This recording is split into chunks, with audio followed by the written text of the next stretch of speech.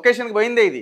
Man Hutton పేరుతో Vamsiram builders కడుతున్నటువంటి నిర్మాణం ఇది. 8 భారీ టవర్లు 27 ఎకరాల గవర్నమెంట్ భూమిలో కడుతున్నాడు.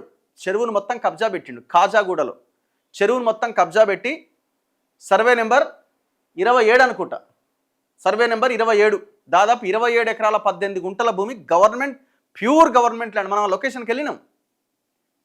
వందలాది తాడి చెట్లు మొత్తం కొట్టేసి మొత్తం సాప్ చేసి పడేసి మొత్తం టవర్లు వేసి పడేస్తున్నాడు. ఇప్పటికి నిర్మాణం జరుగుతున్నది.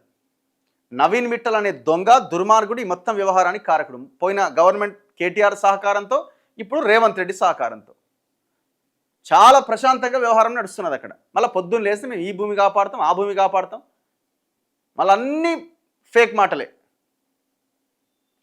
ఈ ఈ ఈ భూమి విషయంలో ఎవరు వేసిరు పిటిషను? కాంగ్రెస్ ఎమ్మెల్యేలే వేసిర్రు. ఎవరెవరు? అనిరుద్ రెడ్డి, ఎన్ఎం శ్రీనివాసరెడ్డి, మురళీ నాయక్, నాగర్ కర్నూలు ఎమ్మెల్యే రాజేష్ రెడ్డి, ఈ 4 ఎమ్మెల్యేలు కలిసి హైకోర్టులో పిటిషన్ వేసిర్రు. ఫస్ట్ హైడ్రా కంప్లైంట్ చేసిర్రు, నో రెస్పాన్స్, యాక్షన్ తీసుకోలే. హైకోర్టులో పిటిషన్ వేసిర్రు. అధికార పార్టీలో ఉన్న ఎమ్మెల్యేలు చెప్తున్నారు ఇక్కడ కొనకండ్రని ఆయన ఎవరు అని. ఆయన అనిరుద్ రెడ్డి గాంధీ భవన్లో ప్రెస్ మీట్ పెట్టి ఇది అక్రమ వెంచరు, ఇది ప్రభుత్వ భూమి అని చెప్తున్నాడు. మరి కాంగ్రెస్ ఎమ్మెల్యేలే ప్రెస్ మీట్ పెట్టి చెప్తున్నప్పుడు, కాంగ్రెస్ ఎమ్మెల్యేలే హైకోర్టులో కేసేసి గవర్నమెంట్ని క్వశ్చన్ చేస్తున్నప్పుడు, మరి ముఖ్యమంత్రి నిద్రపోతుండా? ముఖ్యమంత్రి కనిపిస్తలేదా?